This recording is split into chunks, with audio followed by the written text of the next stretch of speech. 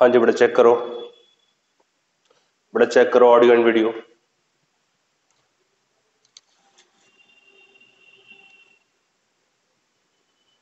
बेटा चेक करो audio and video.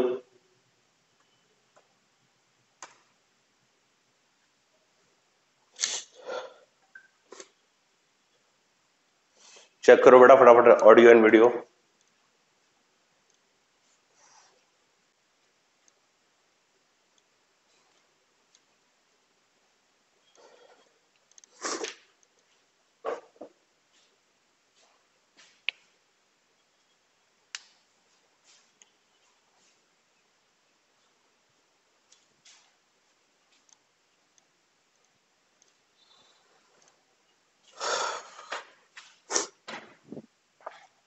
भाई चेक करो, साउंड आ रही है?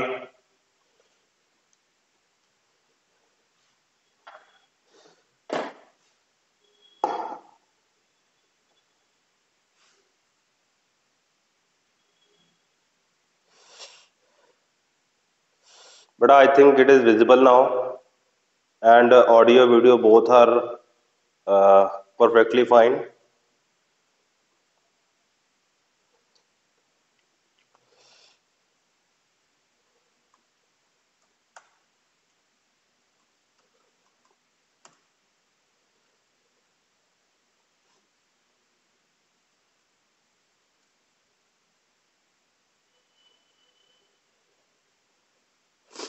Okay. बच्चे हम लोग टेलीस्कोप पढ़ने वाले हैं, बट उससे पहले फटाफट चेक करो ऑडियो कैसी आ रही है।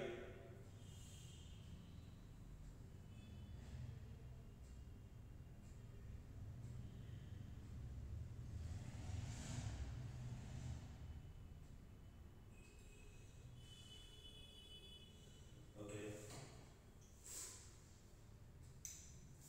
ठीक है, ठीक है। तो बेटा प्रीवियस क्लास में हम लोगों ने स्टडी किया था, it was the compound microscope और उसके मैंने न्यूमेरिकल्स करवाए थे।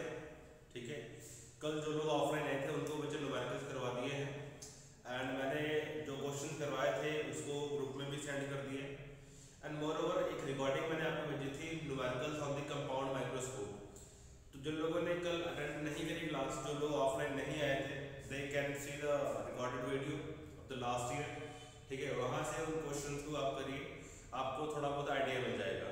राइट, तो आज जो हम लोग करने वाले हैं बच्चे, इट इज द टेलीस्कोप। ठीक है, इसको कुछ लोग एस्ट्रोनॉमिकल टेलीस्कोप भी बोलते हैं और कुछ लोग सिंपली इसको टेलीस्कोप बोलते हैं। तो हम आज स्टडी करेंगे बच्चे टेलीस्कोप, टेलीस्कोप। ठीक है, या कुछ लोग इसको एस्ट्रोनॉमिकल टेलीस्कोप बोलते हैं, एस्ट्रोनॉमिकल टेलीस्कोप। ठीक है, या फिर आप इसको टेरेस्ट्रियल टेलीस्कोप भी बोल सकते हैं। अब देखिए ये टेलीस्कोप जो है वो करता क्या है। तो टेलीस्कोप जो है it magnifies the objects placed at large distances. ठीक है, क्या करता है ये ऑब्जेक्ट्स को मैग्नीफाई करता है जो कि लार्ज डिस्टेंस पे पड़े होते हैं। ठीक है, मतलब कि इसमें भी हम लोगों ने मैग्निफिकेशन ही फाइंड आउट करनी है, बीटा अपॉन अल्फा। ठीक, तो ये जो डिवाइस है टेलीस्कोप, ये क्या करता है, जो दूर ऑब्जेक्ट्स पड़े हैं उनको साफ साफ देखने में हेल्प करता है, यानी it help us to see the things which are very far away from us, यानी कि जो ऑब्जेक्ट हमारे से बहुत दूर रखे हैं उनको देखने में ये हमारे हेल्प करता है। ठीक है, तो magnifies the objects placed at large distances. For example it help us to see the stars, planets और अदर एस्ट्रोनॉमिकल बॉडीज ठीक है, नॉमिकल बॉडीज, यानी कि जो बाकी एस्ट्रोनॉमिकल बॉडीज है उनको देखने में ये हमारी हेल्प करता है। अब यहां पर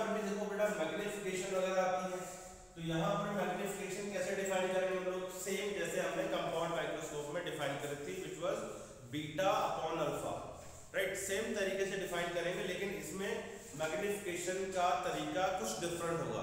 फॉर्मूला वही लिखेगा बीटा अपॉन अल्फा, लेकिन थोड़ा सा इसमें जो बीटा और अल्फा है उसको थोड़ा सा हम लोग अलग तरीके से डिफाइन करेंगे। चीजें वही है, ठीक है, लेकिन अब क्योंकि टेलीस्कोप है जो कि दूर की चीजों को देखने में हेल्प करता है, और हमने जो माइक्रोस्कोप स्टडी किया उसके अंदर हम लोग छोटे ऑब्जेक्ट को देखने के लिए उसको हम लोग स्टडी करते थे। लेकिन अब हम छोटे ऑब्जेक्ट नहीं देख रहे हैं। Now we are not looking at tiny objects like micro organisms. अभी हम लोग देख रहे हैं बड़ी बड़ी बॉडीज को, लेकिन वो हमसे बहुत दूर है। और माइक्रोस्कोप में हम बहुत छोटी बॉडीज को देखते रहे जो हमारे बिल्कुल पास में होती थी, लेकिन उसके बावजूद हमें दिखाई नहीं दे रही थी। अब हमने दूर दराज ऑब्जेक्ट को देखना है जो कि बड़ी साइज में है, और उनको टेलीस्कोप की हेल्प से क्लियरली हम लोग देखने की कोशिश करेंगे, और इसके पीछे की साइंस समझेंगे कि किस तरीके से टेलीस्कोप जो है वो बड़ी या दूर ऑब्जेक्ट को हमारे पास में हमें दिखाता है। तो देखो टेलीस्कोप में क्या क्या चीजें आएंगी। सबसे बड़ी उसकी कंस्ट्रक्शन आती है। Very first thing is the construction. तो देखो कंस्ट्रक्शन में कंस्ट्रक्शन में बेटा देखो अगेन दो तीन चीजें आती है। सबसे पहले there are two lenses, two convex lenses, I would say two convex lenses are used, ठीक है। दो convex lenses का इस्तेमाल करते हैं, जिसमें से एक हमारा होता है ऑब्जेक्टिव लेंस और एक हमारा होता है eyepiece lens. One is the objective, another is the eyepiece lens. तो पहले होगा आपके पास में यहाँ पे एक ऑब्जेक्टिव लेंस जो कि ऑब्जेक्ट की तरफ फेस करेगा, ऑब्जेक्टिव लेंस, और एक होगा बेटा हमारे पास में आईपीस लेंस, आईपीस लेंस, ठीक है जी। अब देखो कंपाउंड माइक्रोस्कोप में क्या था। कंपाउंड माइक्रोस्कोप में हम लोगों ने जो ऑब्जेक्टिव लिया था वो थोड़ा सा छोटा था और आईपीस बड़ा था, यानी कि कंपाउंड माइक्रोस्कोप में ऑब्जेक्टिव छोटे साइज का था, छोटा फोकल लेंथ था उसका, और आईपीस हमारा बड़ा था, साइज वाइज भी बड़ा था और उसका फोकल लेंथ भी बड़ा था। लेकिन यहाँ पे ऐसा नहीं है, यहाँ पे उल्टा होगा। यहाँ पे जो ऑब्जेक्टिव होगा it is of large aperture and large focal length, and large focal length. अब लार्ज अपर्चर यहाँ पे क्यों रखा हुआ है उसके बारे में मैं आपको बता देता हूँ कि बेटा लार्ज अपर्चर या लार्ज फोकल लेंथ रखने का पर्पज ये है कि इससे हमारी लाइट गैदरिंग एबिलिटी बढ़ जाती है। देखो भी अगर छोटा सा लेंस है, एक छोटा सा लेंस है और एक बड़ा सा लेंस है इस तरह से। अब जो छोटा सा लेंस होगा उसमें कम नंबर ऑफ रेज पड़ेगी, छोटे से लेंस में कम नंबर ऑफ रेज पड़ेगी, और जो बड़ा सा लेंस होगा उसमें लार्ज नंबर ऑफ रेज पड़ेगी। बड़े लेंस में देखो बेटा बहुत सारे रेज पड़ेगी, और आपको मालूम होना चाहिए कि जो इमेज की क्वालिटी है, जो इमेज की क्वालिटी है वो डिपेंड करती है the number of rays captured, number of rays captured by the device, ठीक है बेटा। जो डिवाइस जितनी ज्यादा नंबर ऑफ रेज कैप्चर कर पाएगा उतनी ज्यादा एक अच्छी इमेज वो बना पाएगा। तो इसीलिए हम यहाँ पे जो ऑब्जेक्टिव है उसका साइज बढ़ा रखते हैं, उसका डायमीटर बढ़ा रखते हैं, उसका अपर्चर बढ़ा रखते हैं, सो दैट वो दूर रखे हुए ऑब्जेक्ट से मैक्सिमम लाइट को गैदर कर पाए। तो जितना लाइट गैदरिंग एबिलिटी ज्यादा होगी लेंस की, उतना बढ़िया या उतना बेटर क्वालिटी का वो इमेज बना पाएगा। तो more aperture means more is the light gathering ability, more light gathering ability means more better the lens is going to perform, ठीक है। तो यहाँ पे लार्ज अपर्चर का मतलब है कि उसकी लाइट गैदरिंग एबिलिटी ज्यादा है। सिंपल सी बात है, जितना ज्यादा बड़ा डायमीटर होगा या जितना ज्यादा बड़ा अपर्चर उतना लाइट नंबर या नंबर ऑफ रेज इस पे ज्यादा फॉल करेंगे, ज्यादा रेज फॉल करेंगी तो बेटर क्वालिटी का इमेज जो है वो आपको बना के देगा डिवाइस। सिंपल। अब आईपीस जो लेंस है इसका स्मॉल अपर्चर रखेंगे, स्मॉल अपर्चर, ठीक है, small aperture and small focal length. Focal length इसमें स्मॉल ही चलेगा। It is just inverse of the microscope, ठीक है। अब बेटा आपको याद होगा कि जो माइक्रोस्कोप था माइक्रोस्कोप क्या करता था, छोटी चीजों को बड़ा करता था। माइक्रोस्कोप छोटी चीजों को बड़ा करता था, ठीक है, सॉरी, छोटी चीजों को बड़ा करता था। अब यहाँ पर टेलीस्कोप क्या करेगा, टेलीस्कोप छोटी चीजों को बड़ा करेगा या दूर की चीजों को पास में लाएगा? आप मुझे इसका आंसर बताना। टेलीस्कोप क्या करेगा? टेलीस्कोप दूर की चीजों को पास में लाएगा या फिर जो दूर चीजें पड़ी हुई हैं उनको बड़ा करके दिखाएगा? आप मुझे इसका फटाफट कमेंट में आंसर दीजिए कि टेलीस्कोप का रोल क्या है। टेलीस्कोप क्या छोटी चीजों को बड़ा करके दिखाता है या फिर जो दूर चीजें हैं उनको पास में लाके दिखा देता है आपको? बताइए क्या आंसर होगा इसका?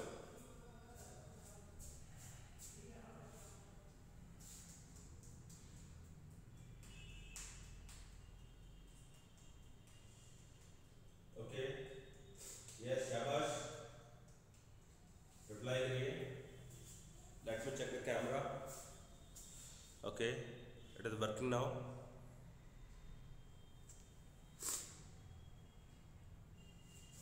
यस,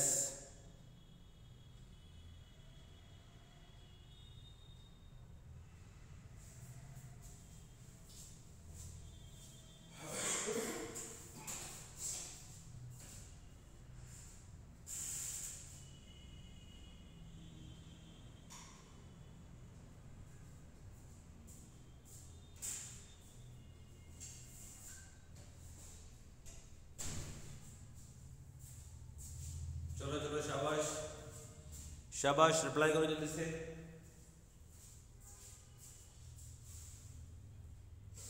हाँ देखो, जो टेलीस्कोप है ना, टेलीस्कोप छोटी चीजों को बड़ा नहीं करता। ये आप मत बोलना कि ये अगर बोलते हो कि टेलीस्कोप छोटी चीजों को बड़ा करके दिखाता है तो नहीं, ये गलत हुआ। टेलीस्कोप जो है वो छोटी चीजों को बड़ा नहीं करता, वो दूर की चीजों को पास में लाता है। टेलीस्कोप क्या करता है? ये दूर की चीजों को पास लाता है, ठीक है, पास लाता है।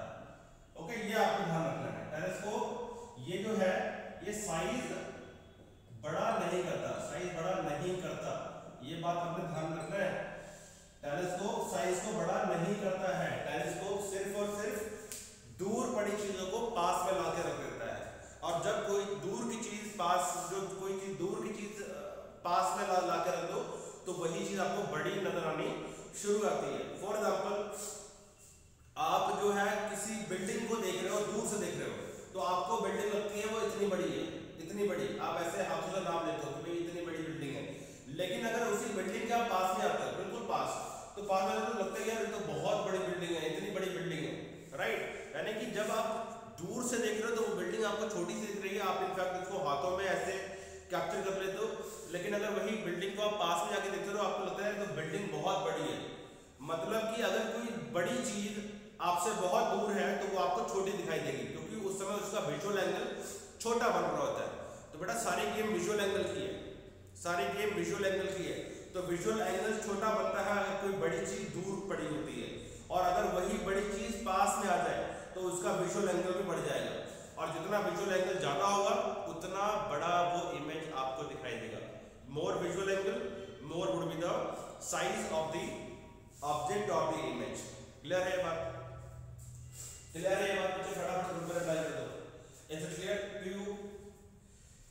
माइक्रोस्कोप जो होता है, माइक्रोस्कोप पास में से ही देखते हैं। जैसे ये स्लाइड है मेरे पास में, तो माइक्रोस्कोप बिल्कुल पास में से देखते हैं। माइक्रोस्कोप में ऑर्गेनिज्म को, माइक्रो ऑर्गेनिज्म को पास नहीं लाते, उसमें मैग्नीफाई करते हैं, साइज को बड़ा करते हैं, क्योंकि already objects are very small. But जो टेलीस्कोप होता है वो टेलीस्कोप ऑब्जेक्ट के साइज को बड़ा नहीं करता, क्योंकि ऑब्जेक्ट ऑलरेडी बहुत बड़ा है।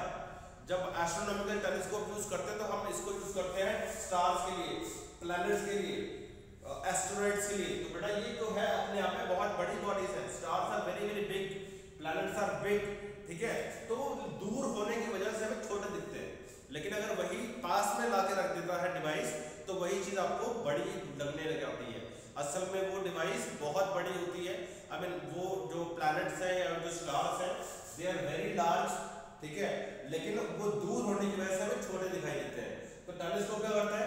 टेलीस्कोप उनकी इमेज जो है ऐसी जगह पे बनाता है जहां पे वो आपको बड़े दिखने शुरू होते हैं, यानी कि नियर पॉइंट पे उठा के जो है वो, देखो मैं आपको बताता हूँ, ये मेरे पास में टेलीस्कोप है, ठीक है, ये टेलीस्कोप है या ये हमारी आंख है, जस्ट इमेजिन ये हमारी आंख है बच्चे, राइट।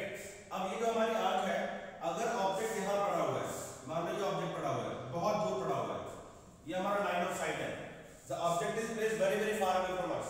तो आप मुझे ठीक बताओ कि ये जो एंगल बनाएगा, ये एंगल कितना बनेगा? ये एंगल बहुत छोटा बन रहा है, this angle is very very small, ठीक है, अल्फा इसको बोलते हैं।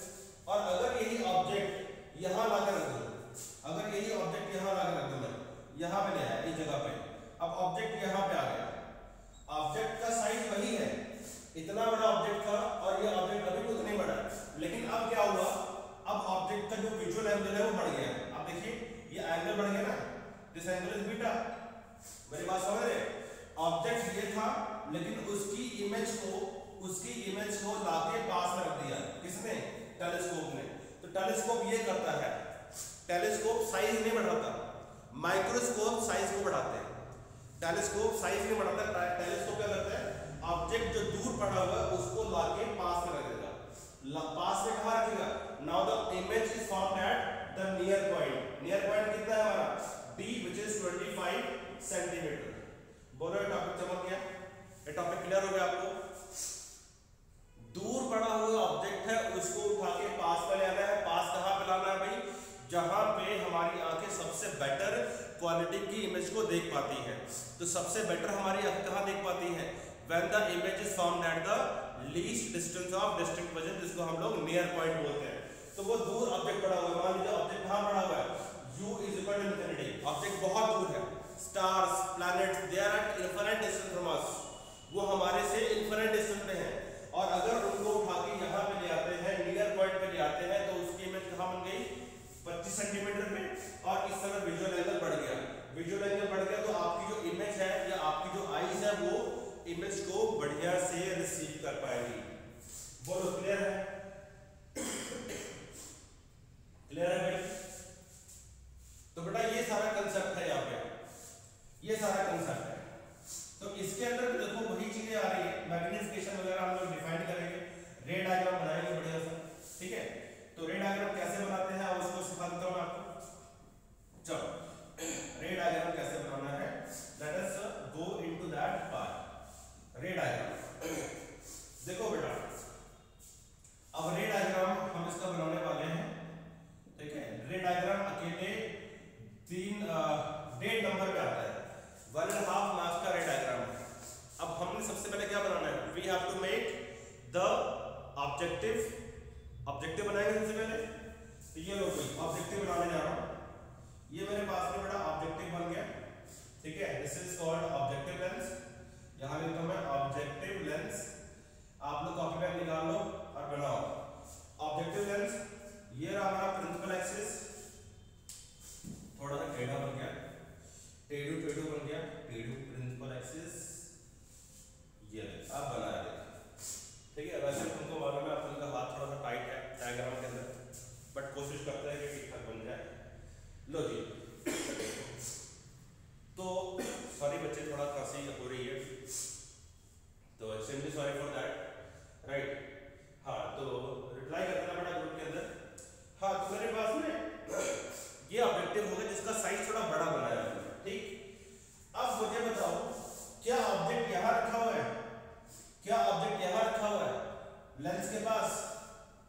No, object is not placed at the near point, object is placed at very very large distance away from us. आमतौर पे हम इसको यूज करते हैं बेटा स्टार्स को देखने के लिए, छोटे छोटे स्टार्स को देखने के लिए, और हम देखते हैं तो वो स्टार इतने बड़े बड़े दिखाई देते हैं। तो स्टार्स या heavenly bodies they are not near to us, they are very far away from us, लाखों किलोमीटर दूर है हमारे से। तो वो लाखों किलोमीटर दूर बच्चे जो ऑब्जेक्ट हैं उनको हम लोग ऑलमोस्ट इन्फिनिटी पे ही मानते हैं। अगर मैं टेलीस्कोप को अर्थ के सरफेस पे रखूं और वहां से किसी स्टार को मेजर करूं तो वो स्टार जो है अर्थ से इनफाइनाइट डिस्टेंस पे ही माना जाएगा, और वहां से आने वाली रेज आपको मालूम होगा क्या होती है? पैरेलल। कोई भी ऑब्जेक्ट अगर इनफाइनाइट डिस्टेंस पे होता है तो उसकी रे जो होती है वो क्या होती है बेटा? पैरेलल होती है। क्यों होती है ये बताने की जरूरत नहीं है, क्योंकि ये बहुत बार पहले डिस्कस कर चुके हैं। तो अभी ऑब्जेक्ट बहुत दूर है एंड वहां से आने वाली जो रेज होंगी बेटा वो कैसे होंगी? They will be parallel. तो चलो, तो मैंने ये रेज बनाई, एक रे मैंने ये बना ली और एक रे मैंने ये बना ली। अब बेटा ये हमारा O है, ठीक है, तो एक रे मैंने ये बना ली।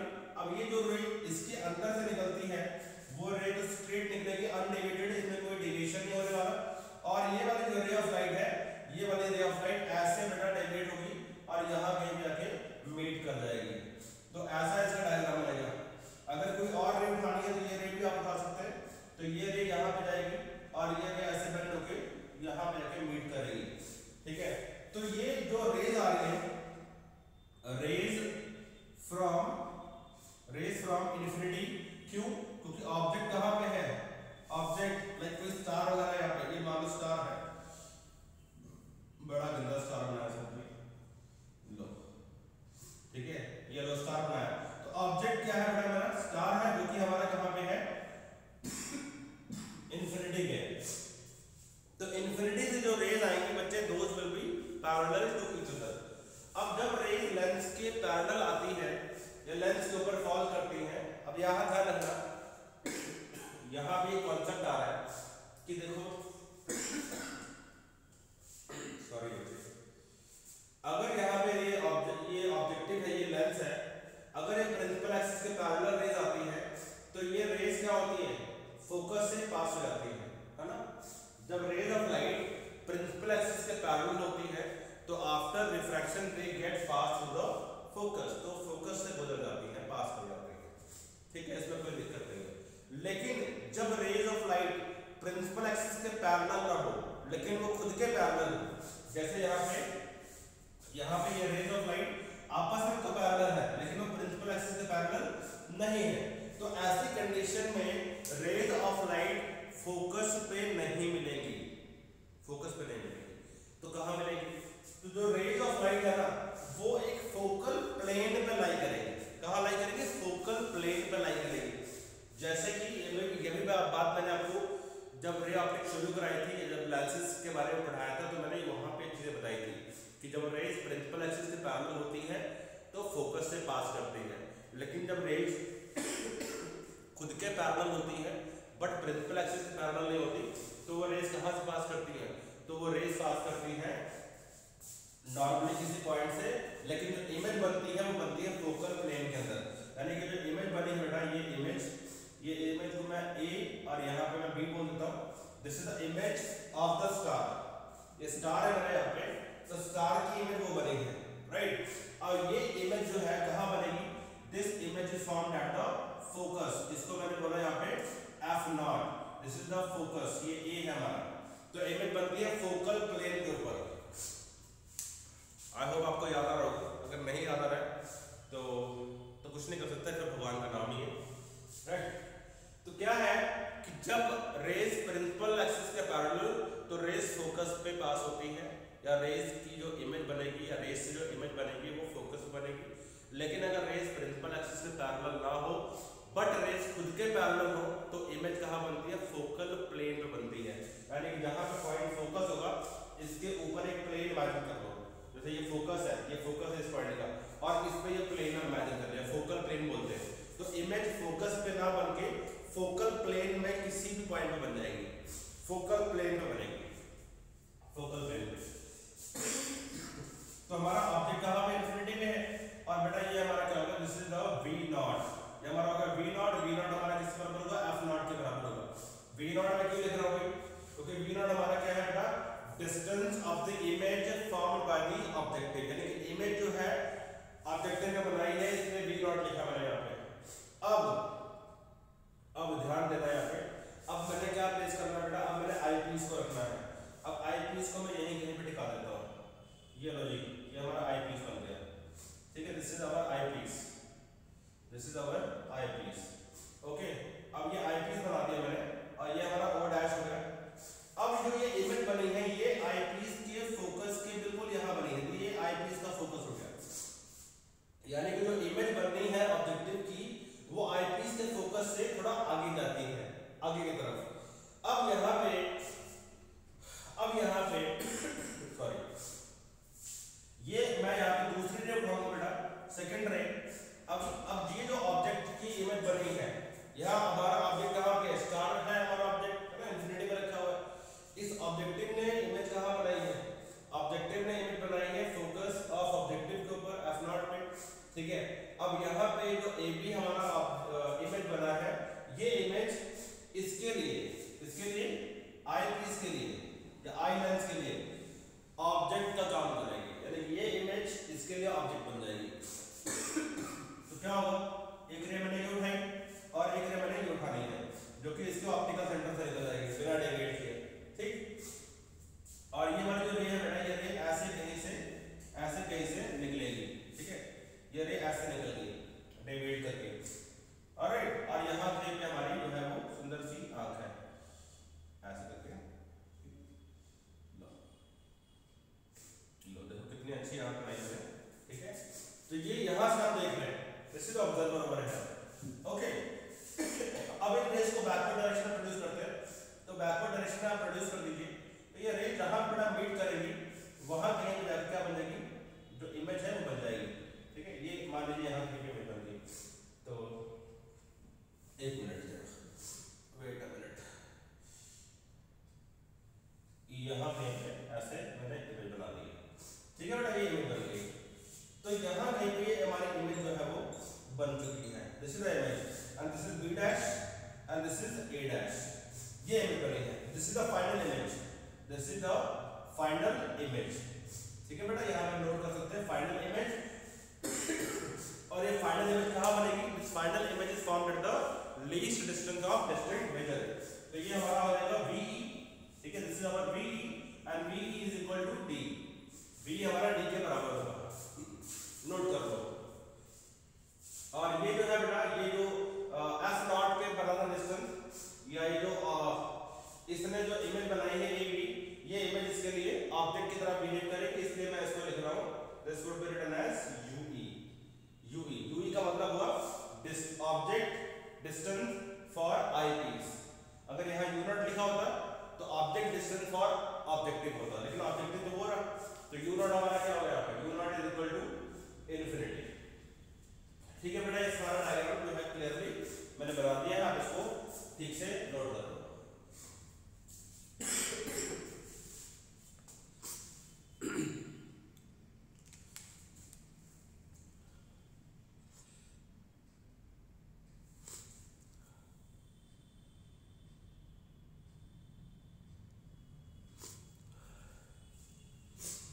चेक करो भाई फटाफट।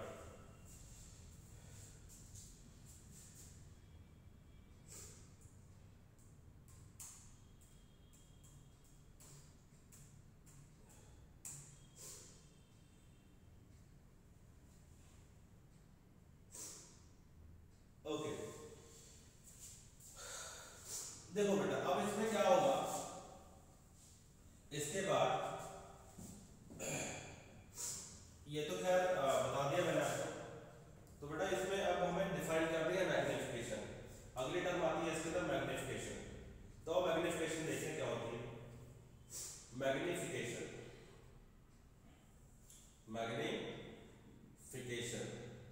या मैग्नीफाइंग पावर बोलते हैं, मैग्निफिकेशन और simply magnifying power, magnifying power, थोड़ा गला ज्यादा ही खराब है। मैग्नीफाइंग पावर, मैग्नीफाइंग पावर क्या होगा, it is the m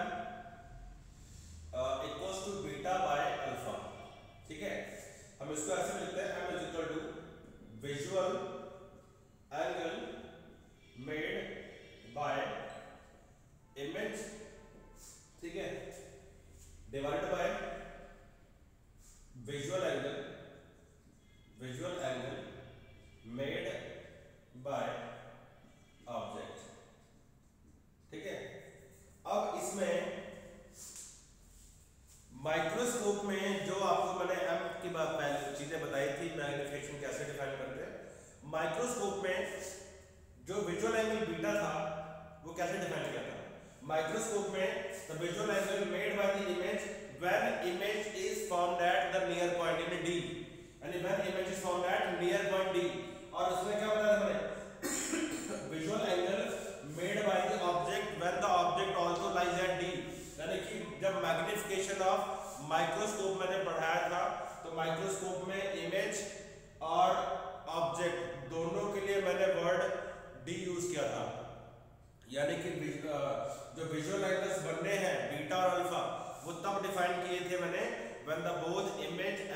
object were placing eight या were lying at the near point यानी कि डी। लेकिन यहाँ ऐसा नहीं है, यहाँ ऐसा नहीं है। यहाँ पे visual angle made by the image when image lies at the near point, ये बात ठीक है। लेकिन visual angle made by the object at near point, ये बात सही नहीं होगी, ये बात सही नहीं होगी, बिकॉज ऑब्जेक्ट को तुम नियर पॉइंट पे रख ही नहीं सकते भाई। ये जो ऑब्जेक्ट है स्टार है, क्या ये 25 सेंटीमीटर पे हो सकता है? क्या ये ऑब्जेक्ट जो है तुम्हारा ऑब्जेक्ट यानी स्टार, क्या ये 25 सेंटीमीटर पे हो सकता है? आप बोलो सर क्या बता कर रहे हो? Object can not be placed at 25 centimetre because that is heavenly body and heavenly body is placed very far away from us because we are not studying microscope, हम पढ़ रहे टेलीस्कोप जो कि दूर की चीजों को देखने में हेल्प करेगा। ठीक है, यानी object distance can not be 25 centimetre. यानी यहाँ पे जब m को डिफाइन करेंगे तो visual angle made by the image when image is found at least distance, बिल्कुल ठीक है। But visual angle made by the object when object is placed eight least distance, ये गलत होगा। Visual angle made by the object directly onto the eye, directly onto the eye, ठीक है। तो near point पे नहीं इसमें मालूम करना। मैग्नीफाइंग पावर ऑफ माइक्रोस्कोप और टेलीस्कोप में यही अंतर है। माइक्रोस्कोप में बीटा और अल्फा तब डिफाइन करते थे व्हेन ऑब्जेक्ट और इमेज दोनों कहाँ पे होती थी? डी पे होती थी। बट यहाँ पे ऑब्जेक्ट हमारा डी पे नहीं हो सकता क्योंकि ऑब्जेक्ट बहुत दूर पड़ा था। तो देखो मानते हैं कि जो ऑब्जेक्ट है, ये जो ऑब्जेक्ट हमारा, ये ऑब्जेक्ट हमारा सॉरी आज हालत कुछ खराब है। जो हमारा ऑब्जेक्ट है उसने जो एंगल बनाया वो कितना एंगल बनाया? अल्फा एंगल बनाया। ये अल्फा एंगल बनाया। अगर ये एंगल अल्फा है तो डेफिनेट सी बात है बेटा ये वाला एंगल भी अल्फा हो। भाई ये एंगल अल्फा है, जो ऑब्जेक्ट है, ऑब्जेक्ट से आने वाली रेज जो एंगल यहां बना रही है किस पे? ऑब्जेक्टिव पे, वही एंगल जो यहां बनाएगी आई पीस पे। भाई जो एंगल ऑब्जेक्ट ने ऑब्जेक्टिव लेंस पे बनाना है वही एंगल जो ऑब्जेक्टिव हमारा किस पे बनाएगा? आई पीस पे। यानी कि ये ऑब्जेक्ट का एंगल जो इस पे बनेगा वही एंगल आई लेंस पे भी बनने वाला है, यानी कि उसमें कोई अंतर नहीं आने वाला। The angle would be same. तो ऑब्जेक्ट का एंगल ऑब्जेक्टिव पे बना अल्फा, ये एंगल अल्फा, तो ये वाला एंगल भी अल्फा कॉरेस्पॉन्डिंग एंगल, ठीक है। और ये रही हमारी इमेज, फाइनल इमेज जो कि नियर पॉइंट बननी चाहिए, ठीक है। और ये एंगल हमारा होगा बीटा, ये एंगल होगा बीटा, यानी कि जो इमेज बनाई गई इमेज है, इमेज ने जो एंगल बनाया वो है बीटा, ठीक है। ये है बीटा। आई सपोज क्लैरिटी आ रही है। अब इसके बाद देखेंगे बेटा, इसको देखेंगे फटाफट। तो मैग्निफिकेशन आपको पता लगी बीटा बाय अल्फा, ठीक। अब m is equal to beta by alpha, तो बेटा बीटा की वैल्यू देख लीजिए। बीटा क्या होने वाला है? बीटा, अब क्योंकि ये एंगल स्मॉल हो गया तो भाई जो स्टार को देख रहे हो आप अर्थ में खड़े हो और स्टार को देखो तो स्टार इतना सा आपको दिखाई देता है नेकेड आई से। तो स्टार इतना सा दिखाई दे रहा है मतलब स्टार का विजुअल एंगल बहुत छोटा है। अगर स्टार का विजुअल एंगल छोटा है तो ये एंगल अल्फा से छोटा होगा, है ना। ये जो अल्फा है, alpha is very small, alpha is very small because वो एंगल, वो स्टार ही बहुत छोटा है। जितना छोटा वो दिख रहा है उतना छोटा है उसका विजुअल एंगल बनेगा, है ना। तो आप यहाँ पे m is equal to tan of beta by tan of alpha कर सकते हैं। क्यों? As alpha beta are small, तो आप इसको चाहे tan बीटा लिखो, चाहे आप इसको सिंपली बीटा लिख लो, कोई इसमें प्रॉब्लम वाली बात नहीं है। इनफैक्ट मैं इसको ऐसे भी बोल सकता हूँ बीटा बाय अल्फा, कोई इसमें दिक्कत नहीं है because alpha beta is very small. Alpha beta जब स्मॉल होगा तो उनका tan of alpha tan of beta is equal to simply alpha and beta, है ना। अगर एंगल छोटा है तो tan of alpha is approximately equal to alpha and tan of beta is approximately equal to beta. ये बातें हम आपको पहले बता चुके हैं। बेटा आप एक मिनट इसको देखो, I have to take some amount of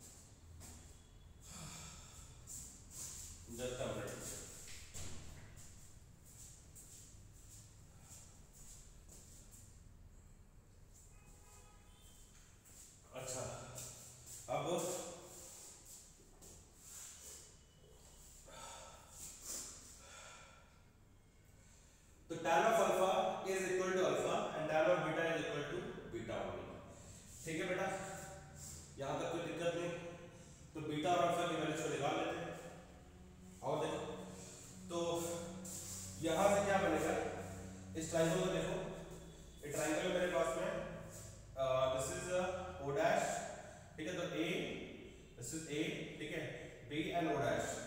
तो बेटा क्लियरली यहां से बीटा की वैल्यू क्या बन जाएगी, beta will be equal to perpendicular upon base, tan beta is equal to perpendicular upon base, या simply beta is equal to arc upon radius, ये भी हो सकता है। तो मैं लिखूंगा m इज इक्वल टू क्या लिखूंगा यहाँ पे, ab divided by o dash whole divided by alpha, alpha ये ना, तो अल्फा की वैल्यू क्या बनेगी, अल्फा की वैल्यू क्या बनेगी हमारे पास ab divided bye oa, ab divided bye oa, ठीक है, ये बन जाएगी, ab से भी कट गया तो oa divided by o dash a, ये बन जाएगा। अब बड़े oa है, oa तुम्हारे पास क्या है बेटा, oa तुम्हारे पास क्या है, oa is equal to what भाई, oa जो है oa is equal to what, f not भाई, oa और f नॉट बराबर है ना, देखो oa और f नॉट, या इसको v नॉट है ना, this is equal to v not divided by o dash a, o dash a भाई, o डैश a कितना है, o dash a, o dash a है, this is equal to u, ठीक है, this is equal to u, कोई दिक्कत वाली बात नहीं है ना, सही है, ठीक है जी, याद है तुम्हारे पास, ये इसको हम ऐसे लिख सकते हैं, this is equal to f not divided by u, सही है, ओके। तो ये तुम्हारे पास मैग्निफिकेशन आ गई। अब हम क्या करेंगे, we will find out the value of ue या 1 by ue, और हम इसको फॉर्मूले में पुट करेंगे और रिजल्ट निकालेंगे। दैट इज क्वेश्चन नंबर 1, ये क्वेश्चन नंबर 1 है मेरे पास, ठीक है जी, यहाँ पे नोट करो फटाफट, नोट करो, ओके, फटाफट नोट करो। Now I need to erase a little bit of this part, मैं काम करता हूँ यही से इरेज कर देता हूँ, है ना, चलो देखो, अब मैं यहाँ इरेज करता हूँ बेटा, तो क्या बनेगा अपने पास,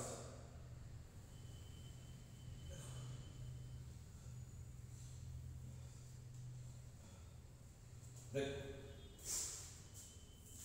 मेरे पास क्या आ गया, मैग्निफिकेशन कितनी आ चुकी है, magnification is equal to f not divided by u, ये आ गया। अब मैं क्या करता हूँ, using lens equation for eye lens, ठीक है, आई लेंस के लिए लेंस इक्वेशन लगा रहा हूँ, इसके लिए क्या फॉर्मूला बनेगा, 1 by f is equal to 1 by b minus 1 by u, ये बनेगा फॉर्मूला, बहुत बढ़िया। अच्छा, अब एक काम करते हैं, अब मैं यहाँ पे वैल्यू पुट करता हूँ, put v is equal to minus v, ठीक है, या वैसे कर लीजिए u is equal to minus u, ठीक है।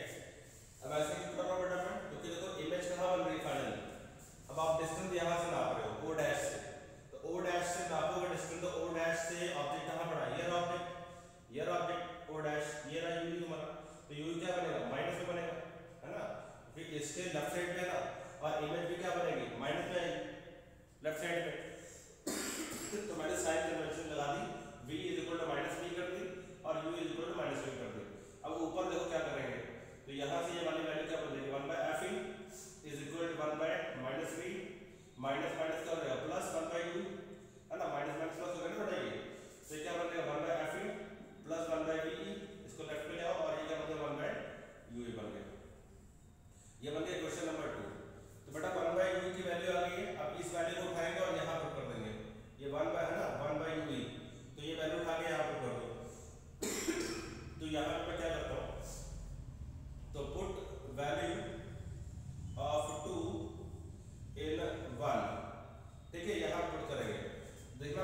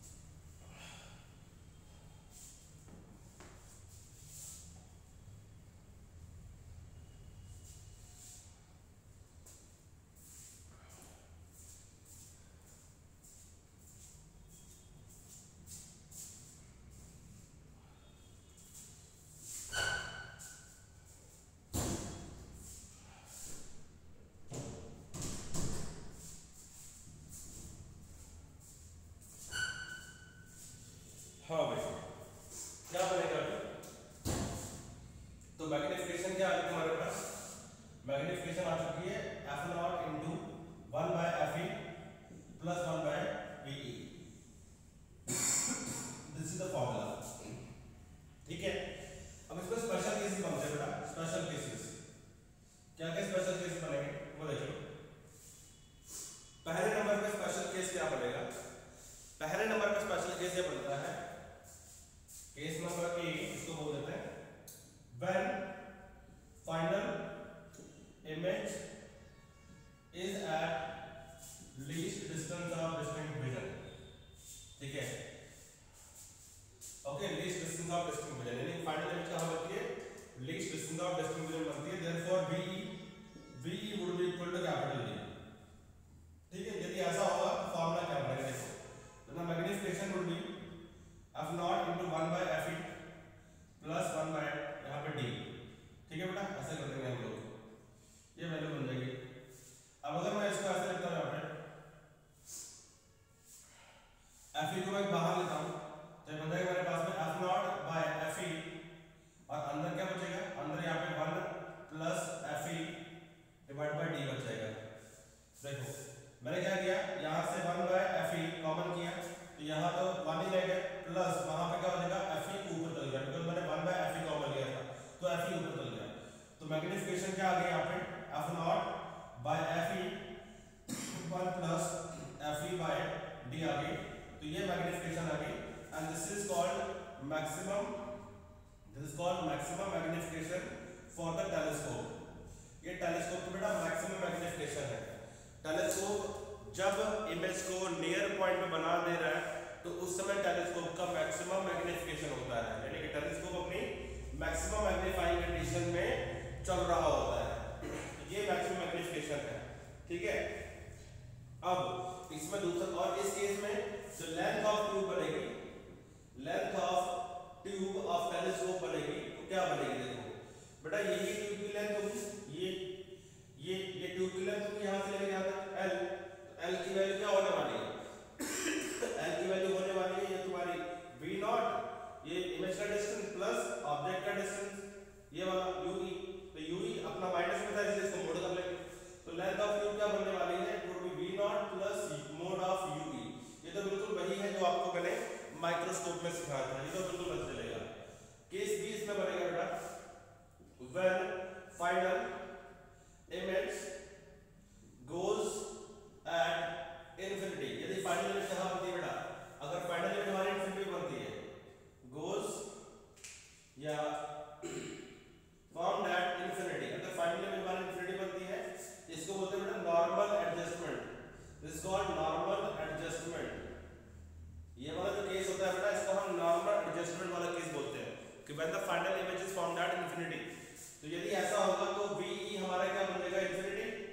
तो आपने उस इक्वेशन में, ये वाली इक्वेशन थी, इस इक्वेशन में आपने VE की वैल्यू इंफिनिटी कर देनी है, तो मैग्निफिकेशन क्या आ जाएगा हमारे पास f0 into 1/fe plus 1/infinity, 1/infinity क्या होता है 0, तो m इज इक्वल टू क्या बनेगा f0 डिवाइड बाय fe, ये वैल्यू आ जाएगी। तो this is the least magnification या मिनिमम मैग्निफिकेशन जब फाइनल इमेज कहां बनती है, इंफिनिटी पे बनती है। जब फाइनल इमेज इंफिनिटी पे तो मैग्निफिकेशन की वैल्यू मिनिमम होती है, यानी इस समय आपका टेलीस्कोप बिल्कुल भी सही तरीके से फोकस नहीं कर पा रहा होता है।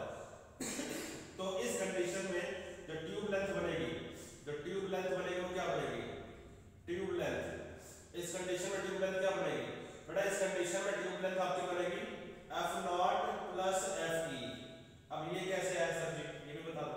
तो चलो ये भी बताता हूं आपको कि ये f0 प्लस fe कहां से आ जाएगा। तो देखो जब फाइनली इमेज कहां बनती है बेटा, जब फाइनल इमेज आपकी इंफिनिटी बनती है तो इसका मतलब ये होना चाहिए बेटा, जब फाइनल इमेज आपकी इंफिनिटी बनती है तो इसका मतलब ये होना चाहिए कि ये जो ऑब्जेक्टिव है इसने जो इमेज बनाई है ना, इस तरह से आपको बना के दिखा देता हूं ताकि आपको टेंशन ना हो, ठीक है। इसके लिए डायग्राम बना देता हूं। ये हमारे पास में लेंस है, ठीक है, ये ऐसे, ठीक है, ये इमेज यहाँ पे बन रही है इस तरह से, ठीक है,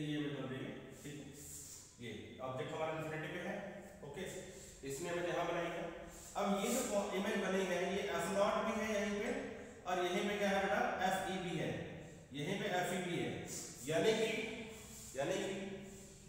जब ऑब्जेक्ट की इमेज को फोकस ऑफ आई पीस पे बना दे, यानी कि जिस पॉइंट पे इमेज बन रही है वो आई पीस का भी फोकस है, यानी कि इस पॉइंट पे ऑब्जेक्टिव का फोकस भी लाई कर रहा है और इसी पॉइंट पे आई पीस का फोकस भी लाई कर रहा है, यानी कि यहाँ पे ये आई लेंस बना देते हैं। अब ये रेस पे पड़ी इस तरह से, तो ये रेस कहाँ जा रही है बेटा, ये रेस कहाँ जा रही है, these rays are going to infinity, क्योंकि आप सबको मालूम होना चाहिए कि whenever आपको मालूम होना चाहिए whenever the object lies at the focus then the image goes at infinity। जब कोई ऑब्जेक्ट फोकस पे पड़ा होता है तो उसकी इमेज कहाँ जाती है, इन्फिनिटी पे। तो बेटा आई लेंस के लिए ऑब्जेक्ट कहाँ पड़ा हुआ है, फोकस पड़ा हुआ है, तो इसकी इमेज कहाँ जाएगी, इन्फिनिटी पे जाएगी।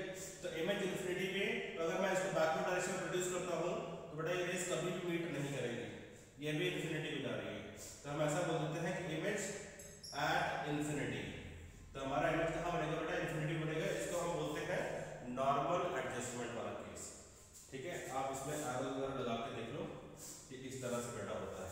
तो इस कंडीशन में ट्यूब लेंथ क्या बनेगी तुम्हारी, दिस इज ट्यूब लेंथ, ये तुम्हारा क्या बनेगा बेटा, दिस इज एफ नॉट, भाई यहां से लेकर यहां तक डिस्टेंस एफ नॉट और यहां से लेकर यहां तक का डिस्टेंस क्या होगा, एफ ई के बराबर। तो F not plus F E is equal to tube length, ठीक है बेटा। तो इस कंडीशन में मिनिमम मैग्निफिकेशन आती है और प्रीवियस कंडीशन में मैक्सिमम मैग्निफिकेशन फॉर टेलीस्कोप आती है।